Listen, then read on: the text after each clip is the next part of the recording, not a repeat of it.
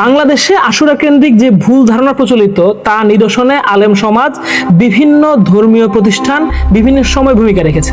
বিশেষ করে আশুরা যে কেবল শিয়াদের নয়, বরং এটি সমগ্র মুসলিম উম্মার এক রহমতের দিন। এই সত্যটি ব্যাপকভাবে বাংলাদেশের সুফি ও তরিকতপন্থী মানুষ প্রচার করেছে। শাহ সুফি সদরুদ্দিন আহমেদ চিশতি এবং সুফি সম্রাট দেওয়ানবাগী রহমতুল্লাহ আলাইহি সহ বহু সাধকের রচনা এই সত্য প্রচারে ভূমিকা রাখে। বিশেষ করে দেওয়ানবাগী পীর সাহেব 1985 সাল থেকে তার দরবারের মাধ্যমে এই দিনটির ব্যাপক প্রচার প্রসার শুরু করেন। সেই সময় সাধারণ মানুষের ধারণা ছিল আশুরা মানে শুধুই মাতম। তিনি পবিত্র কোরআন ও হাদিসের অকাট্য দলিলাদি উপস্থাপন করে এবং লিফলেট ও প্রচারণার মাধ্যমে মানুষকে জানান যে এটি মূলত আল্লাহর শুকরিয়া আদায়ের দিন। দেখা যায় 90-এর দশকে তার প্রচেষ্টায় বিজ্ঞ আলেমগণ দেশব্যাপী আশুরার গুরুত্ব ও ফজিলত তুলে ধরছেন। মূলত দেওয়ানবাগী পীর সাহেবের ধারাবাহিক প্রচেষ্টায় এবং সরকারের কাছে আশুরার তাৎপর্য বারবার তুলে ধরার ফলে 1995 সালে বাংলাদেশ সরকার প্রথমবারের মতো পবিত্র আশুরার রাষ্ট্রীয় গুরুত্ব স্বীকার করে তথ্য বিবরণী প্রকাশ করে।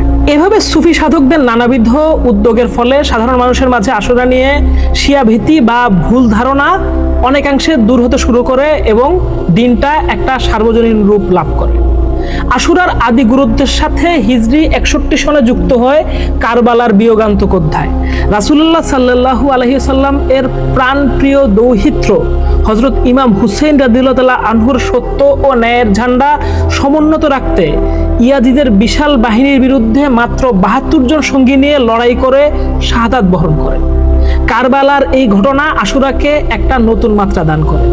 এই দিনটি আমাদের শেখায় যে বাতিলের কাছে মাথা নত না করাই ইসলামের মূল শিক্ষা। তবে মনে রাখতে হবে, ইমাম হুসেইন রাদিয়াল্লাহু তাআলা আনহু এর আত্মত্যাগ আশুরার পবিত্রতাকে ম্লান করার জন্য নয়, বরং এই পবিত্র দিনের মর্যাদাকে আরো উচ্চকিত করেছে। শেষ কথা হলো, পবিত্র আশুরা কোনো নির্দিষ্ট গোষ্ঠী বা ফেরকার অনুষ্ঠান নয়। এটি ইসলামের ইতিহাস অনুসারে সৃষ্টির আদি রহস্যের উন্মোচন, নবীদের বিজয় এবং সত্যের পথে আত্ম উৎসর্গ করার একটা সম্মিলিত দিন। আশুরার এই দিনটি আমাদের কাছে একদিকে যেমন আনন্দের, কারণ এই দিনটি আল্লাহ তার নবী ও রাসূলদের বিজয় দিয়েছিলেন, অন্যদিকে এই দিনটি গাম্ভীর্যেরও, কারণ এই দিনেই ইসলামের ইতিহাসের সবচেয়ে বড় ট্র্যাজেডি কারবালা সংঘটিত হয়েছিল।